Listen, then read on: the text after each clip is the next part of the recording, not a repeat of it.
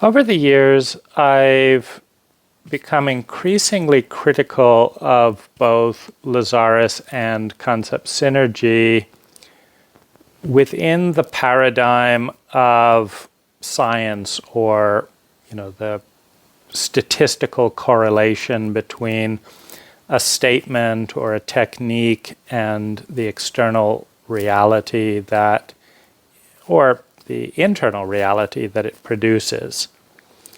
And while I've gone into that extensively in many of the videos in the channel, I'll just recap that briefly to kind of capture the nugget of that criticism. In medicine, in science, which admittedly is very poorly practiced in many areas of Western medicine, and for that matter, medicine around the world, there's a tremendous amount of suppression of information, quackery, bad medicine. We give people pills and suggestions and withhold information that has seen our population become sicker than it ever has been with many new diseases. I think a lot of them connected to sugar and inflammation, which is almost never mentioned, right? So that's obviously problematic when one of the main causes of pain and disease is left out of the conversation. You can't really consider that good medicine. But that aside, just a few basic points. Concept synergy in its entire history of existence, to my knowledge, has never sent out a single survey. So the exact opposite of good science is to put forth a theory, a proposition, and then test the theory against impact. And now, concept synergy does rely on positive anecdotes instead of a thorough, detailed survey. And Jach or concept synergy or Lazaris will quote, periodic positive anecdotes. But this is no different than pharmaceutical companies creating various surveys, doing various studies, burying all the studies that show harmful side effects or poor correlation with their medicine, and putting forth the few times that they work. Even a study in therapy that looked at the overall impact of some people that began doing therapy, some people that did nothing, found that roughly 30% of people who did therapy got better, and 30% stayed the same, and 30% did worse. But the exact same was true with the group that did not do therapy. And so, while there are some things, such as predicting that if you drop an apple, with the theory of gravity, that show up, very consistently. The hypothesis, we drop an apple, it will fall to the ground.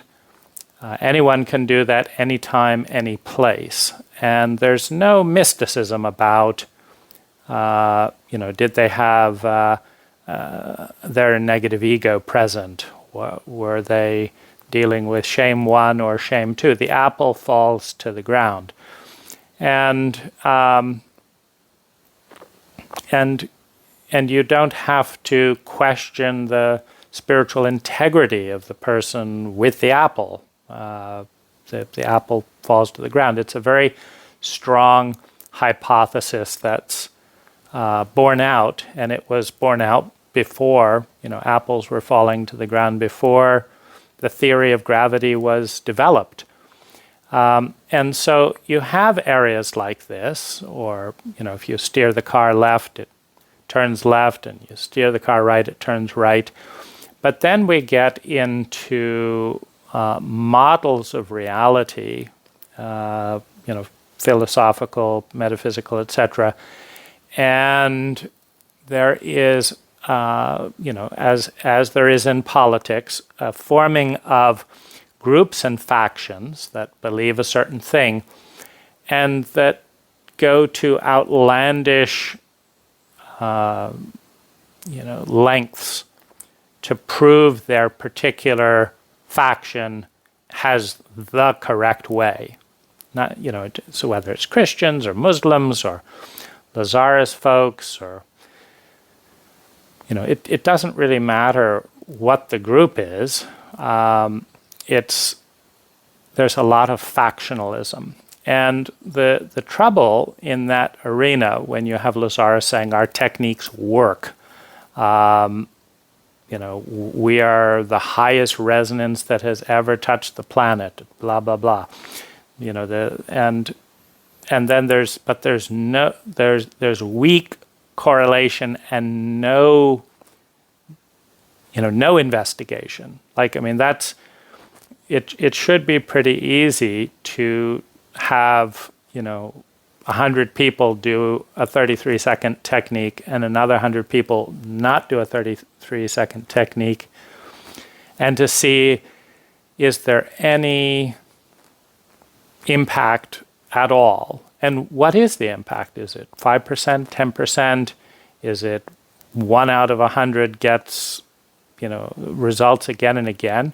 The same has been going on in areas of psychic reading, etc., where there is a definite statistical impact that's often 1 or 2%. But it's if you say do this technique and you've got a 2% higher chance of having a big breakthrough or getting the promotion you want, you also then have to look at the high statistics of shame, for example, the high statistics of crazy making. Meaning, I would say that in the majority of my conversations with dozens and dozens of Lazaris friends, so it's kind of the closest thing to a survey, which has never been done. And so, at a scientific level, you'd have to say it's, the exact opposite of gathering effective data to see what works. And that's Lazaris's selling point is, pick the things that work. And in order to know what works, you have to gather statistical data, both for oneself and also for, different demographics. Something can be toxic for one demographic and healing for another. And then the dose, the fact that something can be toxic at high levels and medicinal at low levels is really important. And none of that research has been done by Lazaris, Jach, Concept Synergy, Penny, or anyone else to my knowledge. And it's very easy to do, and it's free. Concept Synergy just needs to send out an email. Lazaris can ask that an email be sent out that gathers statistical data about which techniques helped which people, which tapes or files helped different people, which didn't, and if they didn't get help from Lazaris, where did they get help? That's really useful information. And so I'd have to grade Concept Synergy, Lazaris, Jach, etc., as a 1 out of 10 in making any effort at all to gather accurate, factual, statistical information. And by contrast, I would say that they are in the top 10% of the most paranoid and controlling organizations aimed at suppressing factual information. Whether it's having armed security guards to make sure that certain Lazaris friends don't get into the room, or not asking any hands-up questions in the workshops, or threatening to sue people if they talk about what went on. Definitely in the top 10% of paranoia, along with, plenty of other religions. I mean, the Catholic Church went to great lengths to hide the 5% of pedophilic priests in its midst and the amount of homosexuality in its priests, rather than bring it out into the open, and all the NDAs and the payoffs and the shaming.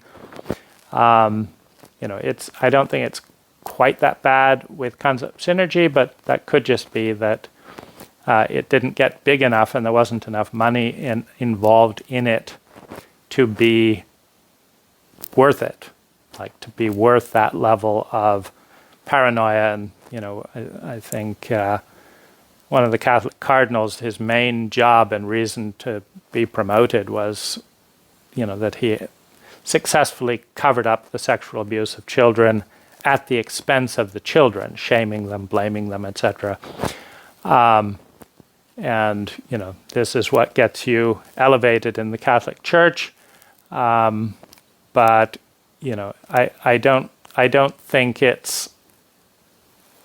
I don't think we're dealing with a different paradigm if we look at the user agreements and the treatment of employees and, what goes on with concept synergy. And I think that type of thing tends to be elevated the bigger the organization and the more money involved. And so one of the kindest things Lazaris may have done in terms of the egos involved around concept synergy could be just to fail, to, in a sense, not grow the organization, in which you can do in a variety of ways, including making marginally effective technology. It's not going to, become this massive thing, and so there isn't a ton of corporate interest in buying concept synergy and all that, because it is a diminishing corporate entity, right? They're not selling as many crystals at 10 times the markup. The markup has gone down and the sales are going down. So that could be a kindness. I think Lazaris has talked about the fact that self-sabotage, in some ways is a expression of something that is bigger, right? That when we, that one dimension of self-sabotage, not all, but one dimension of self-sabotage is that almost everything that we've thought up for ourselves is not quite as beautiful as what could be, and it doesn't honor ourselves as much as what could be. And so it's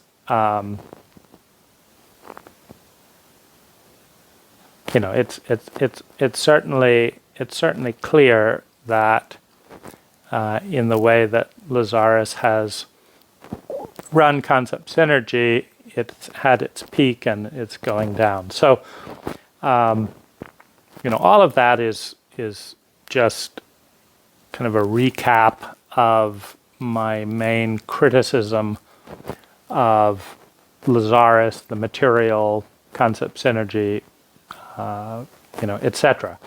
And I say that with full awareness that I do not have the ability to do better. Meaning, I would not have been a better channel of Lazaris. I would not have been a better teacher than Lazaris. I might be more scientific in some ways, but there's tons of crappy science out there, and I don't think I would have been a better boss.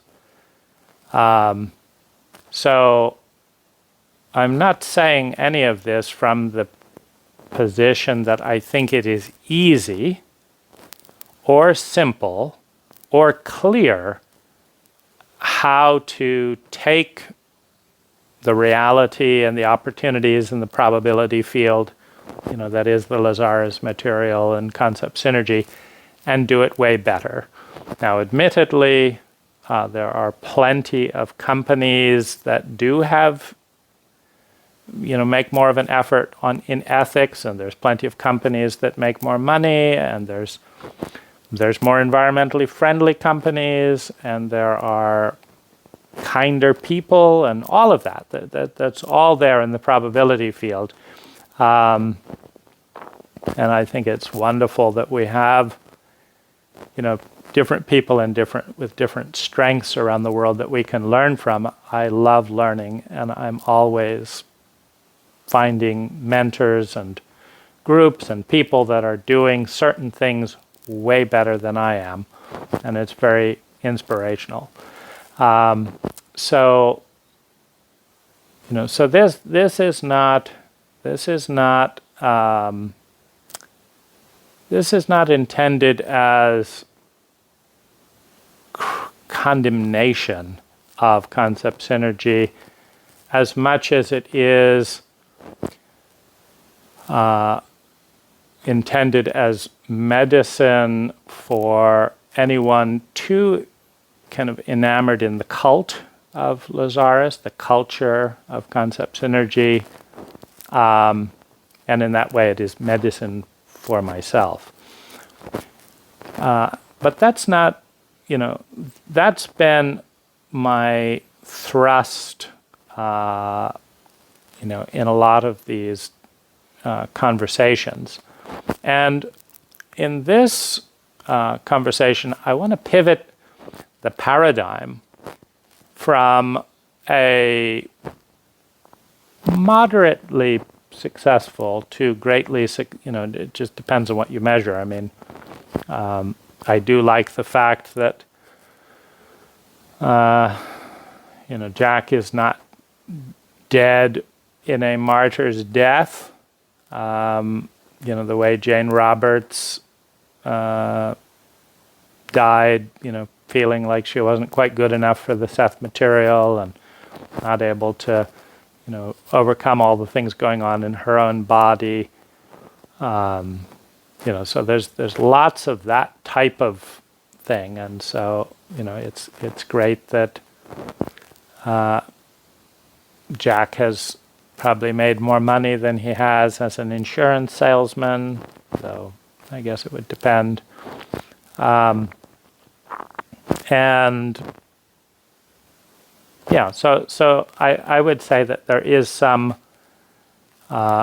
some positive iterations in what would be the script for the channel or the spiritual organization or whatever. However, what I want to focus on is the art of Lazaris.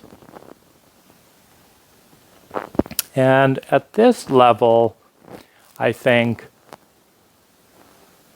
the Lazaris material is absolutely magnificent. And, we have, there was tons of politics and shitty experiences. Van Gogh cut his ear off, and, Leonardo da Vinci had, and any number of challenges with the church, and it's not a fairy tale life in any way to be a great artist in the paradigms of our history. And for that matter, Gilbert Williams, who I think is a magnificent artist, has had his problems not only with concept synergy, but with, psychologically, and, it's, so there is a distinction between the life of an artist and the art. And, Jach has certainly had his, ups and downs and all of that with the Lazaris material. But if we look at the material as 50 years of art, there is, I would have to say that the Lazaris material is a 9 out of 10. And I would rate it higher if it was a little bit more dimensional in terms of its, immersive sensory. If you think of the best art, nature, life, you're out in nature. I think some of the later workshops did a beautiful job in the traveling with, bringing in culture and the full senses, and those were some of my favorite experiences, like a crystal workshop, where we would kind of engage touch, sound, no taste, but it's certainly moving in that multidimensional way. So I would say that over 50 years, Lazaris has had a unique and consistent style, number one. Number two, Lazaris has brought beauty, a sense of beauty into the world. Some of the most beautiful glimpses of reality that I've had have been stimulated in some way by Lazaris. So there's a sense of beauty. And there's integrity with the material, meaning whether it's scientific or not is, it has whatever statistical correlation it has with perceived facts and, outer manifestations. But there's so much integrity in the material. Lazaris will be talking 30 years later and referencing a tape he made in one evening of 30 years ago, and it has integrity, and that's phenomenal. And many. So it's absolutely beautiful. The attention to detail, the integration between one piece of the art and another piece of the art, having it all fit into one tapestry, again, absolutely incredible. And so, at that level, the Lazaris material is a magnificent piece of both ancient and contemporary art, because within the fabric of the material, you have, a 90,000 year time frame. So we have a 90,000 period canvas of time. We have, and just as an aside, I want to give a plug to the series called Ashes of Love. Now, there's actually a huge, complex interwoven story around this, and it's of Chinese origin, but with great subtitles. And because the Asian bias is for visual over dialogue, the fact that and music over dialogue. The music and the visuals are such high quality that the fact that you're relying on subtitles to get some sense of what's going on is less of a handicap. And so, they have hundreds of thousands of years going on in that work of art, and they have multiple dimensions, and very complex storylines. It's magnificent mythology that brings the human condition to light and to life. And so I would just say that on YouTube you can put in Ashes of Love. It's also often available on Netflix or Amazon Prime. But I have a similar awe and appreciation for the immense complexity and attention to detail of storylines over vast periods of time that evoke the full range of human emotion and bring beauty and tragedy to light. So back to Lazaris. So we have a magnificent timescape. We have some space. Lazaris includes other star systems and has moved around the U.S. a lot and the world a little bit. So we have a dimension of space. And then we have canvases of the mind, different paradigms, which the more that I've read and learned, meaning I discovered Lazaris when I was 12 or 13, and because the whole bias of every group is we're the best, I remember someone at one of the workshops saying, well, you've discovered the best already, why look anywhere else, right? When you've already found the best. And so my critical skepticism of Lazaris on a scientific dimension was useful in providing an answer to that. Like, Lazaris is not the best scientifically in many, many, many respects. So then let's look out at the rest of the world. But the more that I've seen of the rest of the world, the more I've noticed that Lazaris has borrowed and kind of remixed the best of humanity. Meaning if you read all of the best psychology and best spirituality, say 1,000 books out there, and the best, of religion and all that, there's very little that you could say of the Lazaris material that's completely new. It's just no mention of that. You can, it doesn't matter what it is, Lemuria, the ancient ones, positive psychology, Atlantis. There's nothing, healing inner child work, dealing with shame. There's nothing new in the Lazaris material on one level.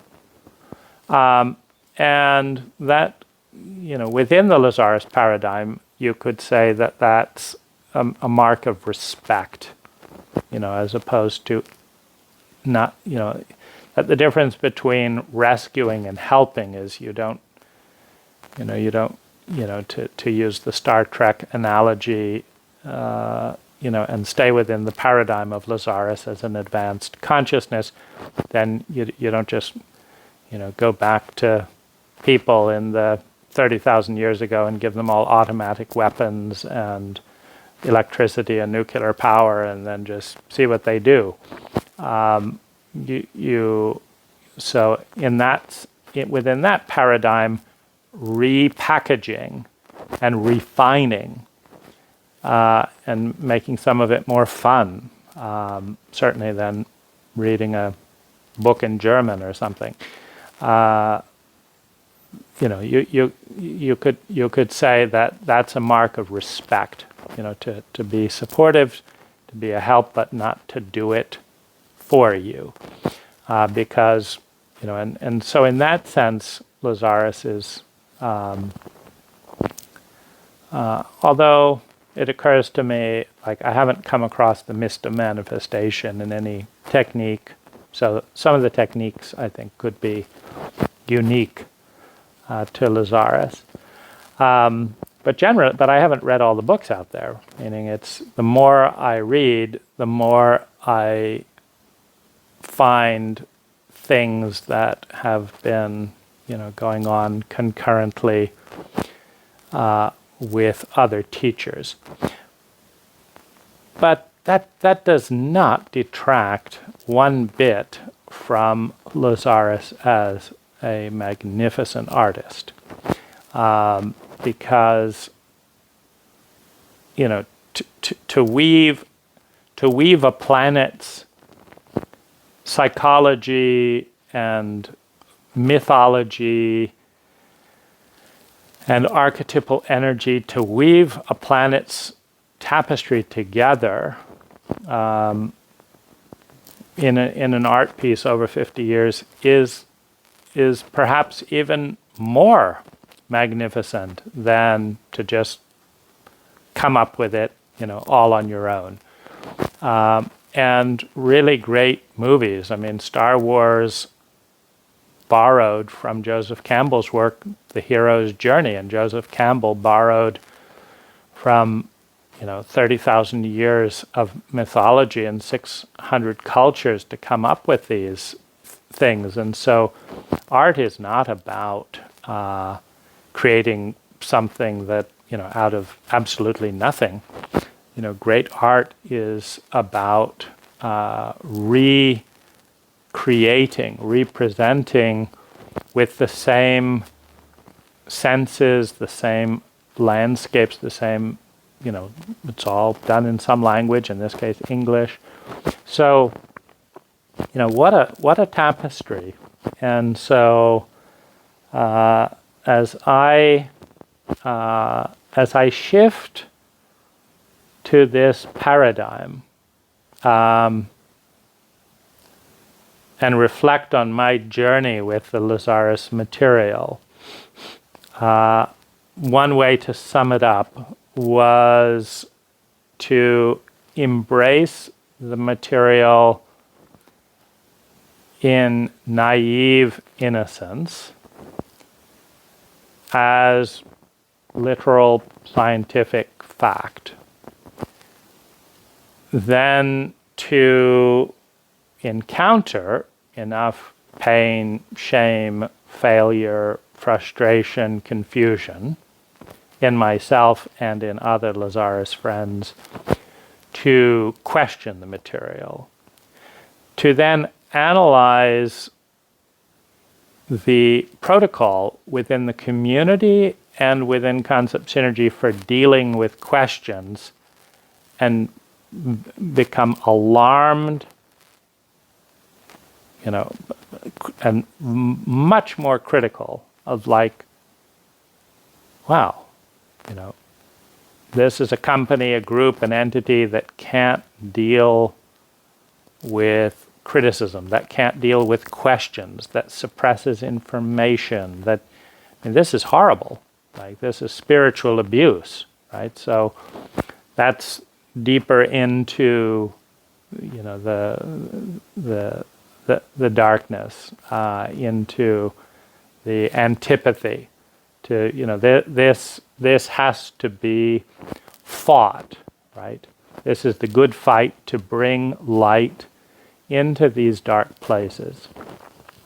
And, then dissociation from, the technique. And so that would be kind of the point of being lost, the point of being,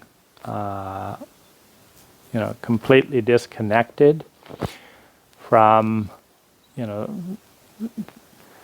the Lazaris material, the company, the people,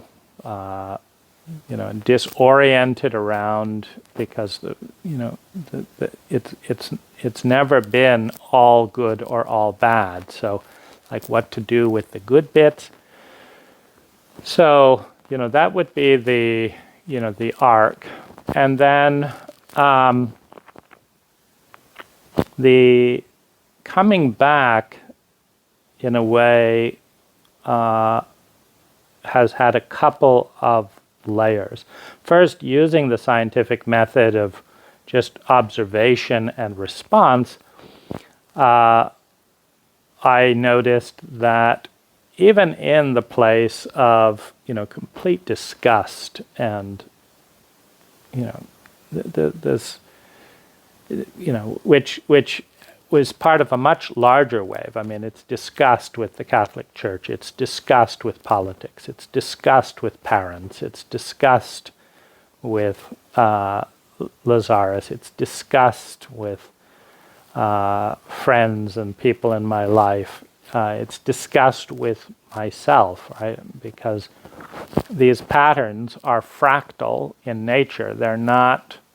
They manifest throughout the species and throughout the world and throughout time, but they're not in many ways personal. And in fact, what I've found is once I understood the shadow pattern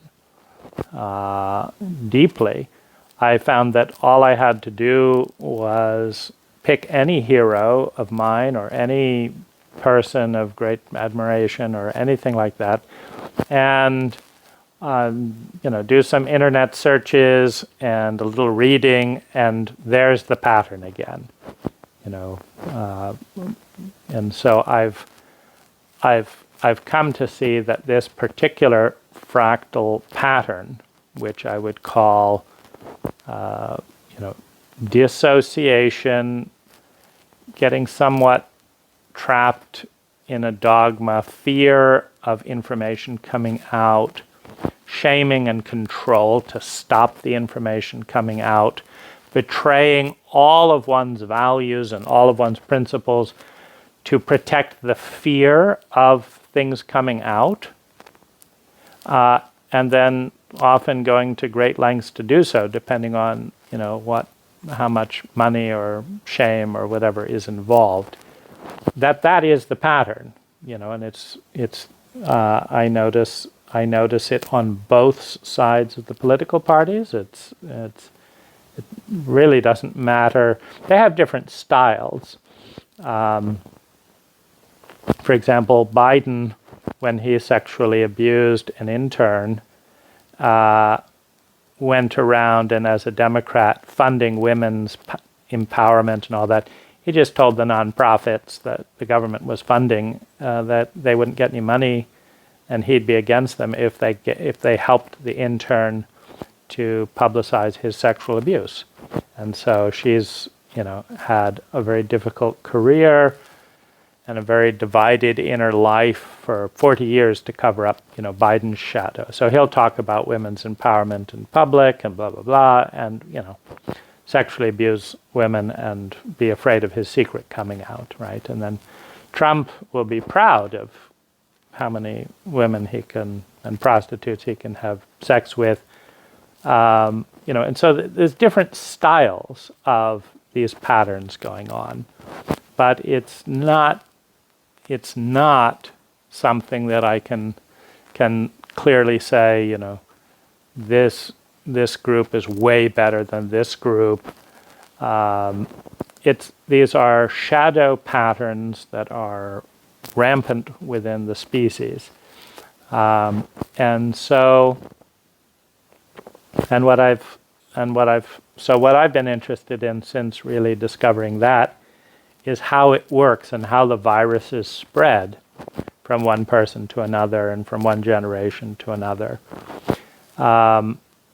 But it's everywhere. They're really, and usually the extreme do-gooders end up being the extreme suppressors in some way that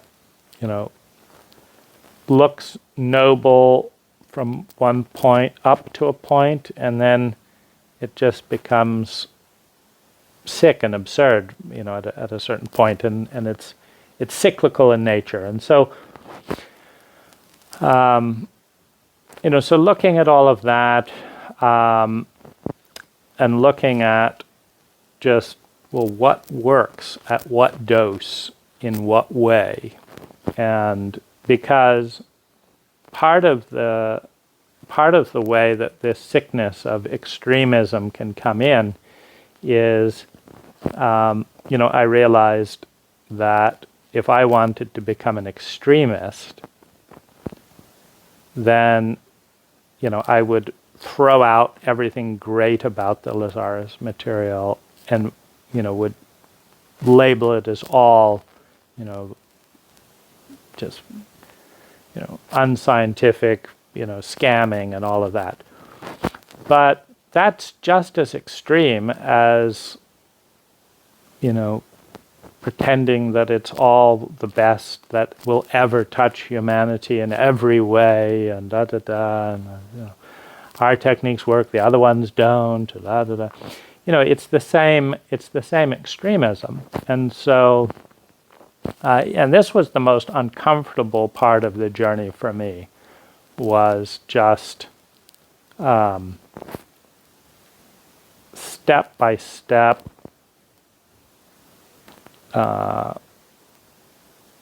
just step by step, using some of the material while not having a clear overview of how all of this, fit together. So it had its own kind of shadowy element, because on the one hand, here I am criticizing Lazaris, concept synergy, Jach, the material, the ethics, and then it's like I'm secretly using the morning meditation. Like how does that fit together? And so the line for me became, I'm not going to believe or disbelieve, meaning I'm not going to reject or embrace all of this as a package, but rather do what I think good medicine is, which is you apply specific energies, particular patterns at specific doses, and if you can measure positive, overall positive, meaning it's not black and white. Even this recording, it's got a shadow, because I was going to go out and enjoy the drive around the island and watch the sunset. And now it's dark, because I thought this was such an important thing to say. Right? So it's got a shadow. The sunset has gone. It's not good, it's not bad. It has a price, and it's the overall thing. Meaning, in my mind, the idea of completing an arc and integrating a big pattern has enough value to pay that price. But I could be wrong. And there is a price. And I do know that I lean too much into my head and, less into doing things, and having visceral, sensual experiences. And so, it's an experiment, and I've become more and more humble to the fact that in many cases I do not know until I've done something whether overall it was a good thing to do.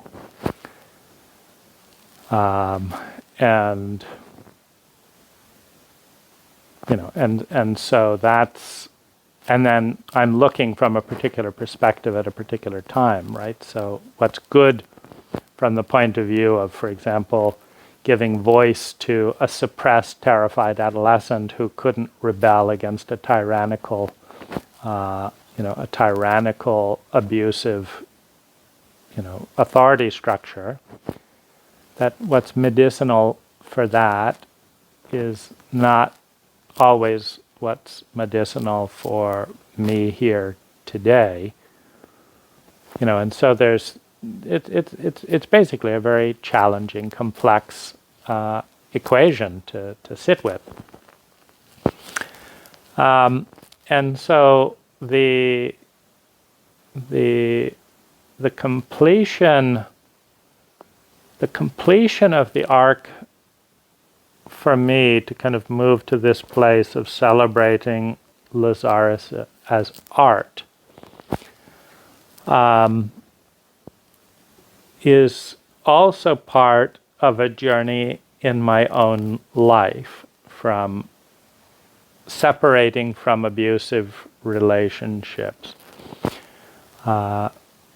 learning how to respond to depression, learning how to respond to trauma and PTSD, learning to find my voice, and also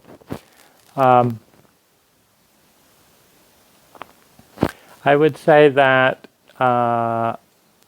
some of the most valuable material, that it's actually the only area of the Lazaris material where, to me, it has very strong scientific efficacy. Meaning, I would say that there's a proposition, as there is in any tape package, that if you do this, then this and this and this, and then your whole life is better, and you create your own reality, and if you do this, you'll create a good reality.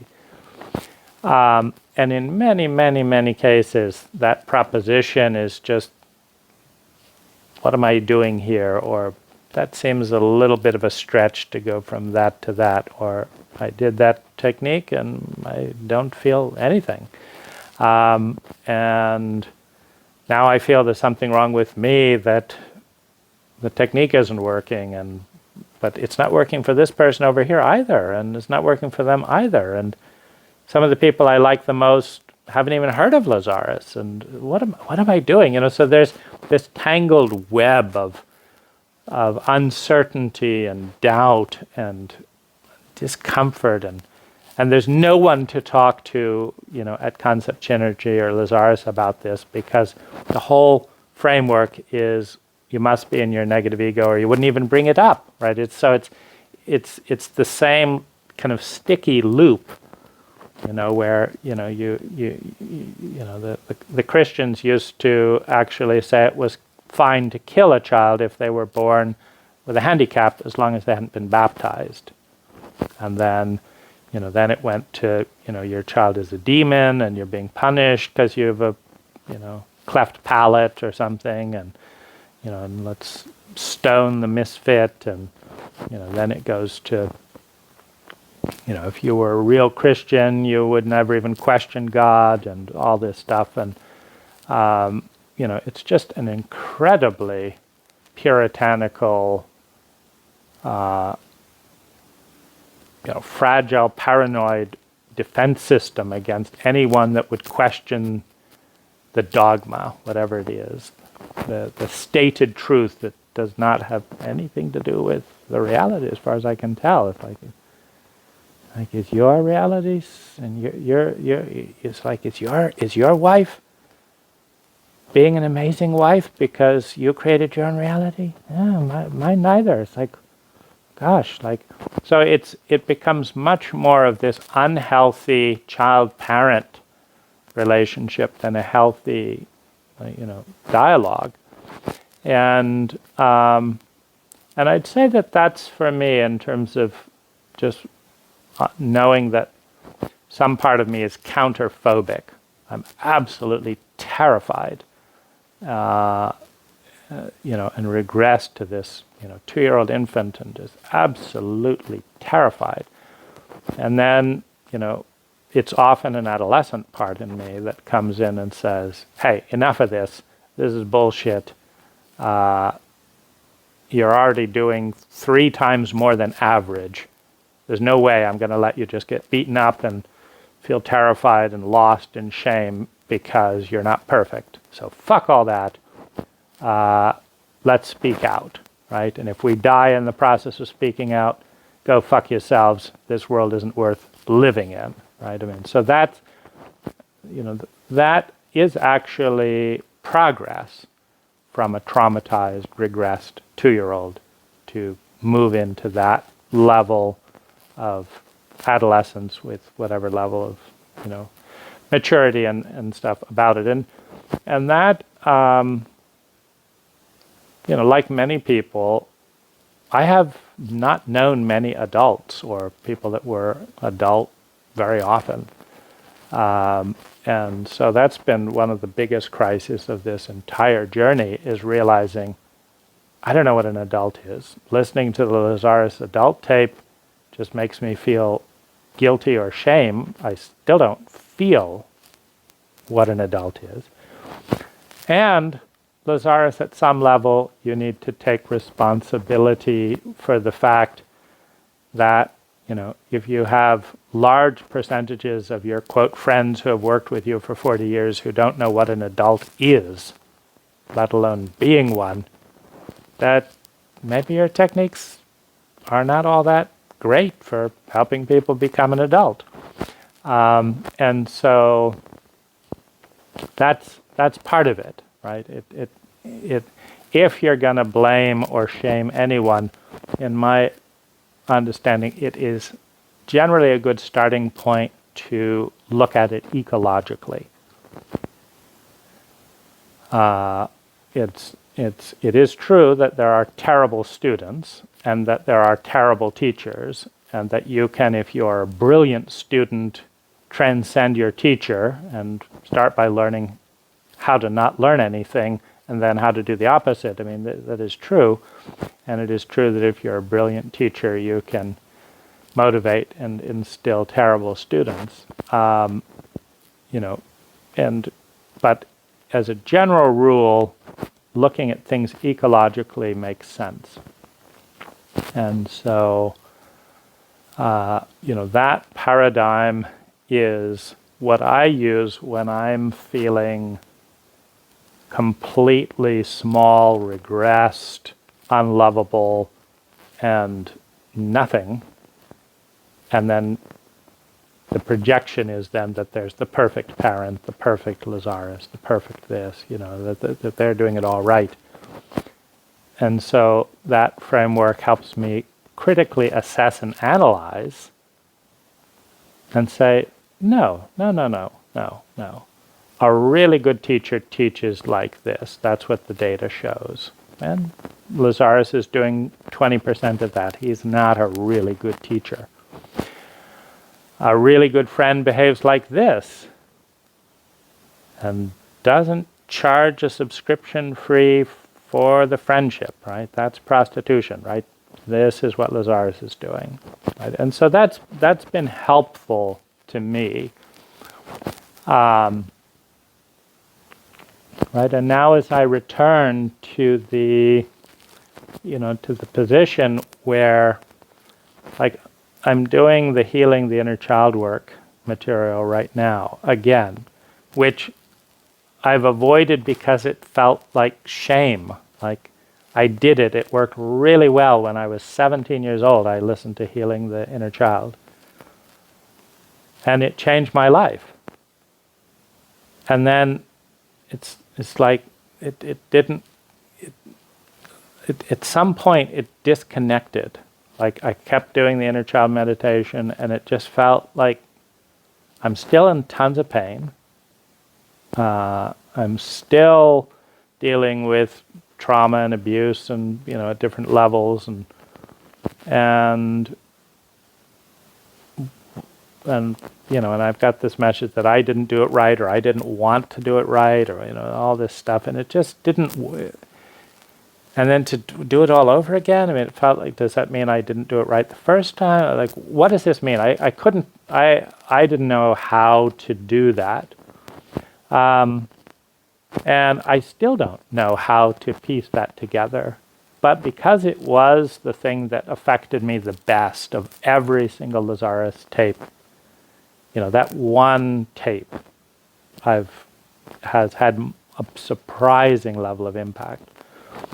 I'm doing it again, and it's having a surprising level of impact. Again, more impact than all the Lazaris techniques. So I did it at age 70, now I'm 50. I'm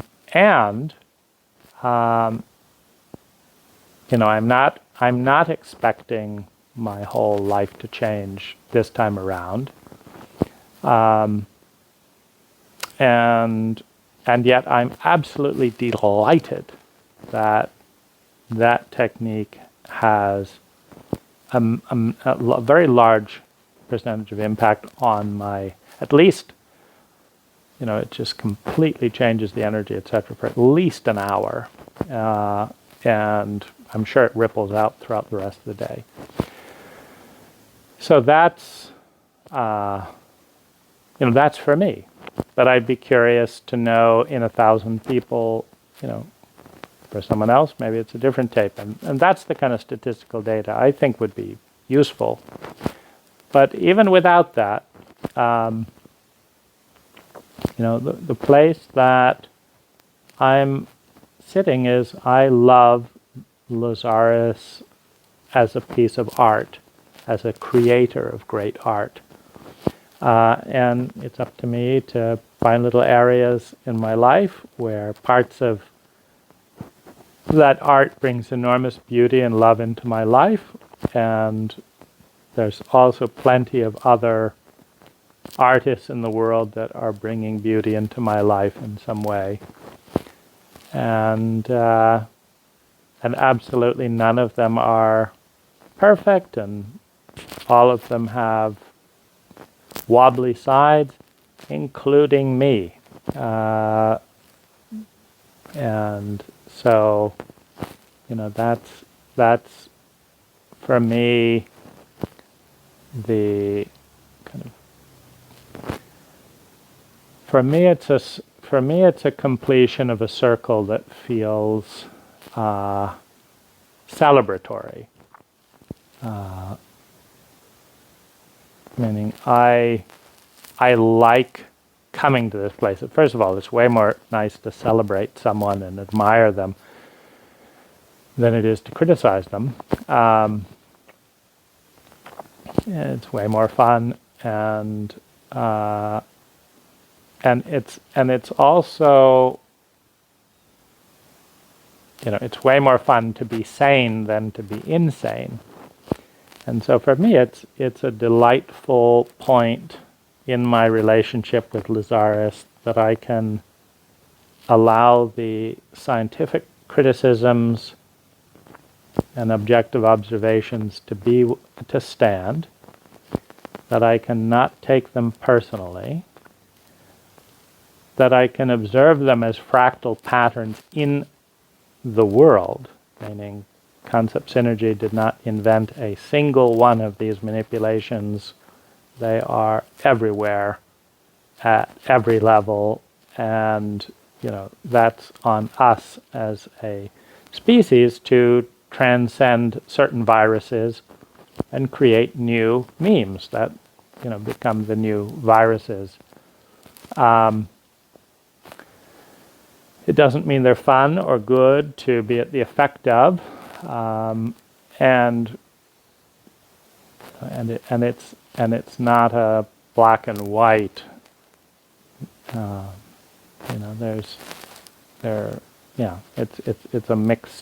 It's a mixed and complex pattern.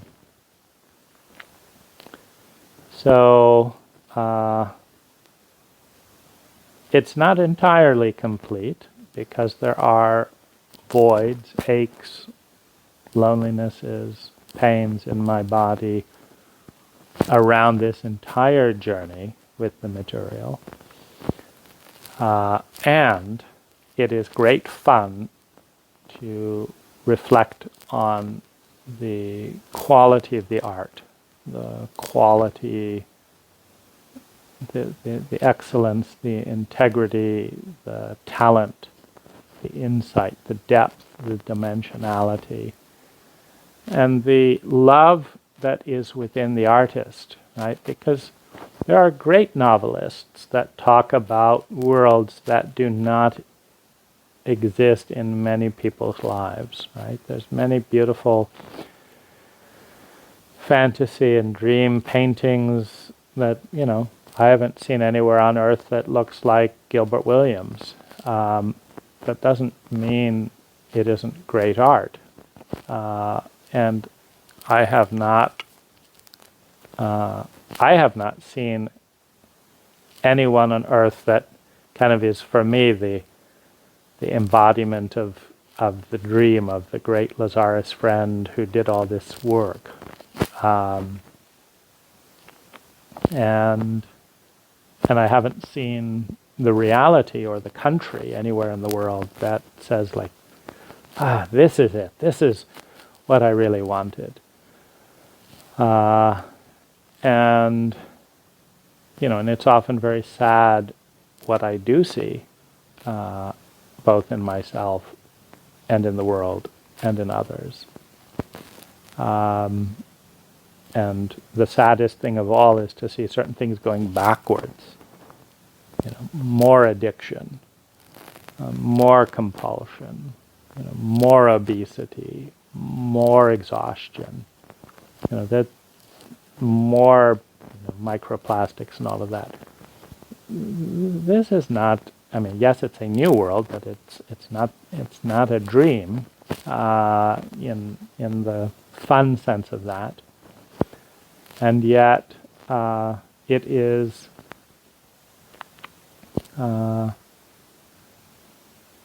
It is still true